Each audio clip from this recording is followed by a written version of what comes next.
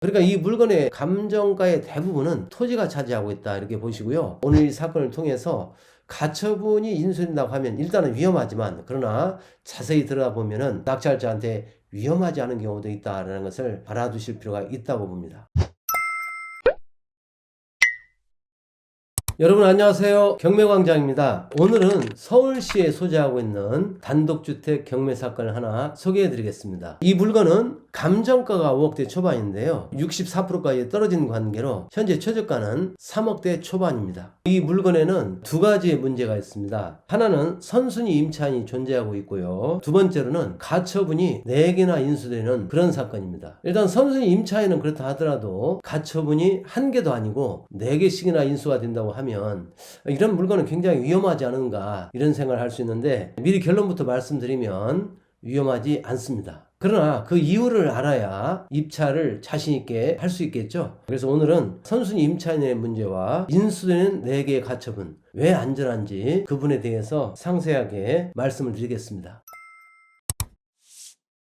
자, 오늘 분석할 물건인데요. 서울 금천 독산동에 소재하고 있고요. 물건의 종류는 주택입니다. 단독주택입니다. 건물은 46.45평이고요. 토지죠. 대지가 36평입니다. 토지 건물 합쳐서 감정가는 5억 1천만 원이 조금 넘죠. 그런데 두 번 유찰이 돼서 현재는 감정가 대비 64%인 3억 2천만 원대까지 떨어져 있는 상태입니다. 그러면 향후 입찰은 언제 할 것인가? 예정된 입찰일은 3차 입찰일인데요. 2021년 4월 21일 날 3차 입찰일이 진행될 예정입니다.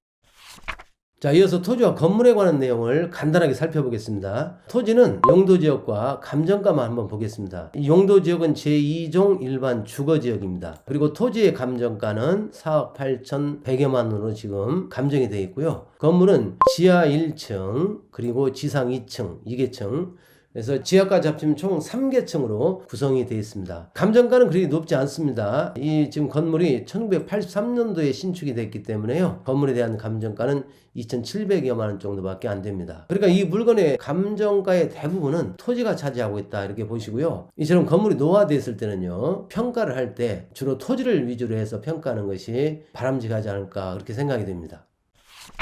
자, 이어서 앞에서 말씀드린 이 임차권과 가처분에 관한 내용을 순차로 한번 보겠습니다. 현재 그 임차인 현황이 지금 나와 있는데요. 이 주택의 임차인은 한 명입니다. 그 임차인은 한인모 씨. 대항력이 있다고 되어 있습니다. 선순위 임차인이죠. 전입일은 2014년 2월 27일, 확정일자는 2014년 2월 14일로 되어 있습니다. 그리고 배당 요구를 했는데요.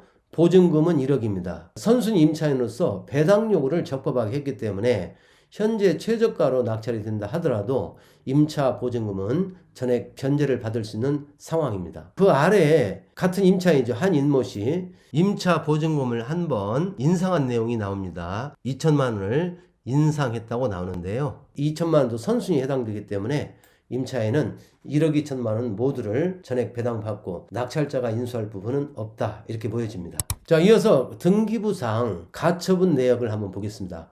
가처분이 4개나 있다고 했는데요. 그 구체적인 내용은 무엇이고 또 인수가 된다고 하면 낙찰자한테 어떤 영향을 미칠 것인지 아니면 그렇지 않을 것인지 앞에서 제가 미리 이 가처분은 영향을 주지 않을 것이다. 그러니까 낙찰자한테 어떤 위험한 영향을 주지 않을 것이다 이렇게 말씀을 드렸는데 그 이유에 대해서 상세한 이해가 있을 때 입찰이 가능할 것입니다. 자, 그러면 등기부 내용을 같이 보실까요? 첫 번째 항목의 소유권 이전, 현재 소유자를 말하는 것이죠. 이영모 씨가 지금 현재 소유자인데요. 여기 전 소유자는 그럼 누구였느냐? 매매로 지금 이영모 씨는 이 주택을 취득했는데요. 전 소유자는 이재모 씨입니다. 매매로 취득을 했다라고 지금 나와 있습니다. 자, 이 양자 간의 소유권 이전 관계가 그 4개의 가처분을 해결하는데 중요한 열쇠가 될 수가 있습니다. 자, 그러면 이어서 가처분의 내용을 하나씩 볼까요? 자, 두 번째 항목에 보면 가처분이 나옵니다. 가처분 채권자는 신용보증기금입니다. 그리고 옆에 보시면은 이 가처분이 말소 기준 권리보다 선순위이기 때문에 인수다 이렇게 나와 있고요. 그 다음 두 번째 가처분 채권자는 중소기업은행이고요. 역시 인수로 지금 나와 있습니다. 세 번째 가처분은 서울신용보증재단입니다. 역시 이 가처분도 인수가 된다. 마지막으로 네 번째 가처분 채권자는 대한민국입니다. 이 가처분 역시 인수하는 걸로 나타나 있습니다. 그러니까 이 사건의 경우 4개의 지금 가처분이 있잖아요. 이게 모두 말소 기준 권리보다 선순위이기 때문에 모두 낙찰자에게 인수가 된다. 나타나 있는 것이죠. 그러면 이러한 가처분을 낙찰자가 인수하면서 낙찰을 받게 되면 낙찰자한테는 이 가처분이 어떤 영향을 줄까요? 그 내용을 알아보기 위해서 잠깐 이 가처분 내용을 상세하게 알아볼 수 있는 등기부를 보겠습니다. 자, 앞에서 봤던 그 가처분 내용이 등기부에 나타나 있는데요. 이 4개의 가처분은 가처분을 하게 된 원인이 동일합니다. 그래서 그 중에 하나만 대표적으로 한번 보겠습니다. 자, 첫 번째 가처분인데요. 여기 지금 피보전 권리라고 나와 있습니다. 피보전 권리가 사행위 취소로 인한 소유권 이전 등기 말소 청구권이라고 지금 되어 있습니다. 그리고 가처분 채권자는 앞에 자료에서 보신 바와 같이 첫 번째 가처분 채권자인 신용보증기금이 가처분 채권자로 현재 나타나 있습니다. 정리해서 말씀드리면 이 가처분은 사행위 취소를 원인으로 하는 소유권 이전 등기 말소 청구권, 이것을 보전하기 위해서 한 것이죠. 자, 그러면 이게 무엇을 의미하는 것일까요? 그 의미에 대한 설명을 좀 더 간명하게 하기 위해서 방금 전에 봤던 등기부 정리사항으로 다시 한번 돌아가 보겠습니다. 자, 앞에 등기부에서 확인한 바와 같이 이 4개의 가처분은 사해행위 취소를 원인으로 하는 소유권 이전 등기 말소 청구권을 보존할 목적으로 행해진 것입니다. 자, 이 내용을 좀 더 쉽게 풀어서 말씀드리면 이런 내용입니다. 지금 전 소유자가 이재모 씨잖아요. 이재모 씨가 이영모 씨에게 자기의 부동산을 팔았습니다. 팔았는데 사실 이재모 씨는요, 지금 현재 여기 신용보증기금, 중소기업은행, 서울신용보증재단, 그리고 대한민국 이 4명의 그 가처분 채권자들로부터 빚을 지고 있는 사람입니다. 채무를 지고 있는 사람이죠. 그럼에도 불구하고 이 가처분 채권자들에 대한 채무를 변제하지 않고 자신의 그 유일한 부동산인 이 주택을 이영모 씨한테 처분해 버린 것입니다. 그러면 이 그 채권자들 입장에서는 이런 생각이 들죠. 아니, 우리 채무를 변제하지 않고 우리가 그 집행할까봐 그것이 두려워가지고 재산을 지금 빼돌린 거 아니냐, 이렇게 지금 판단하는 거예요. 이처럼 채무자가 자신의 채무를 변제하지 않을 목적으로 유일한 재산을 다른 데다 이렇게 처분하는 행위를 일반적으로 이제 사행위라고 이렇게 부르는 것이죠. 채무를 변제하지 않을 목적으로 자신의 유일한 부동산을 처분하는 형태에는요, 여러 가지 유형이 있는데 대표적으로는 이 사건과 같이 매매도 될 수 있고요. 또 증여를 한다든가 또는 다른 채권자 중 일부에게 건재산권을 설정해 준다든가 자신의 주택에 임대차를 설정해서 임차 보증금을 받는다든가 이런 행위들이 사실은 다른 채권자들 입장에서 보면 재산을 빼돌린 것과 다를 바 없는 행위에 해당되는 것입니다. 이처럼 채무를 변제하지 않을 목적으로 재산을 빼돌릴 때 채권자들의 입장에서 보면 상당히 괘씸하잖아요. 그래서 악의적으로 이렇게 재산을 빼돌리는 행위를 채권자들이 취소해서 다시 원소유자 앞으로 원상 회복시킬 수 있는 그런 제도가 사행위 취소 제도입니다. 지금 이 신용보증기금의 경우에도요, 지금 이재모 씨가 이영모 씨한테 처분한 이 매매 행위는 사행위에 해당되기 때문에 그를 취소하고 이영모 씨의 소유권 이전 등기를 말소해서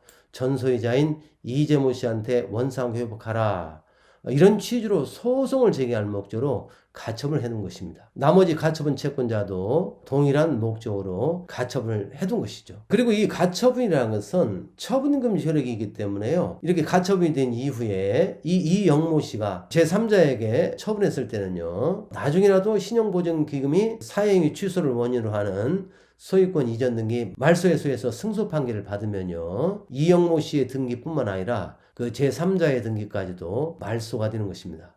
그러니까 이런 유형의 가처분이 있을 때 그 부동산을 취득해서는 매우 위험하다는 것이죠. 소유권을 도로 뺏길 수 있다는 것입니다. 그러한 위험성은 매매뿐만 아니라 경매도 마찬가지죠. 따라서 이처럼 선순위의 이 가처분이 이렇게 인수되는 경우로 지금 나타나 있을 때 이걸 낙찰받는다고 하면 낙찰자 역시 나중에 가처분 채권자인 신용보증기금 등이 본안소송에서 승소해가지고 소유권 이전 등기를 말소하라 라는 판결을 받게 되면 결국은 말소될 위험에 처하게 된 것입니다. 자, 이것이 원칙적인 내용인데요. 그러면 이 사건의 경우는 어떨까요? 앞에서 제가 이 사건의 경우에는 비록 4개의 가처분이 인수가 되지만 위험성이 없다라고 제가 전제 말씀드리고 자료를 지금 보고 있는 것입니다. 그러면 이 가처분이 인수됨에도 불구하고 낙찰자가 어떠한 이유로 위험성이 없다고 하는지 제가 그 근거를 말씀드리겠습니다.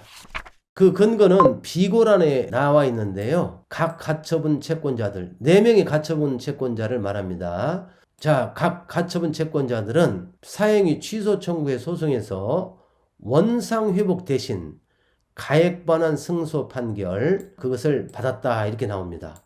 자, 이것이 이 사건의 경우 가처분이 인수됨에도 불구하고 낙찰자한테는 전혀 영향을 주지 않는다는 근거에 해당이 됩니다. 자, 그 근거를 좀 더 구체적으로 제가 말씀을 드리겠습니다. 자, 이 4건의 가처분은 원인이 동일하다고 그랬죠. 사행위 취소를 원인으로 하는 소유권 이전 등기 말소 청구권이라고 했는데, 따라서 신용보증기금을 기준으로 해서 말씀드리겠습니다. 자, 신용보증기금은 지금 전 소유자인 이재모 씨가 신용보증기금에 지금 채무를 지고 있어요. 그럼에도 불구하고 신용보증기금에 채무를 변제하지 않고 자신의 유일한 재산인 이 주택을 이영모 씨에게 처분한 것입니다. 그러자 신용보증기금이 왜 빚은 갚지 않고 재산을 빼돌렸느냐, 그것은 사형이다. 그러니 이영모 씨 당신 등기를 말소해서 다시 이재모 씨 앞으로 돌려놔라. 이런 취지로 지금 현재 가처분을 하고 소송을 또 했습니다. 그런데 소송 절차에서 법원이 사해행위가 인정된다고 하더라도요, 항상 이 부동산 소유권을 전 소유자 앞으로 반환하라, 다시 말하면 원물을 반환하라, 이렇게 판결이 떨어지지는 않고요. 예외적으로 원물 반환 대신 이영모 씨로 하여금 일정한 금액을 반환하라, 가액 반환이라고 합니다. 가액 배상, 가액을 배상하라, 돈으로 반환하는 얘기죠. 이렇게 이제 판결이 떨어질 수도 있는데, 이 사건의 경우에는 방금 전에 비고란에서 보았다시피 사형이는 인정된다. 그런데 이 부동산을 다시 전 소유자 앞으로 원물을 반환하라, 이런 취지로 판결이 선고된 것이 아니고요. 매수인인 이영모 씨로 하여금 일정한 금액을 가액 배상하라, 이런 취지로 판결이 선고돼서 확정됐다는 것입니다. 따라서 신용보증기금은요, 이 사건에서 이영모 씨의 부동산 소유권 이전 등기를 말소해서 전 소유자인 이재모 씨 앞으로 돌려놔라, 이런 주장을 할 수는 없고요. 일정한 금액을, 판결에서 명한 금액을 달라, 이렇게 배상 청구를 할 수밖에 없고요. 그 배상을 받기 위해서 이 사건의 경매 절차에서 배당 요구를 한 것입니다. 나머지 3명의 가처분 채권자 역시 신용보증기금과 동일한 지위에 있습니다. 결론적으로 이 사건의 가처분 4개는요, 그 가처분의 목적이 본안소송의 확정 판결로 이미 목적을 달성했고요.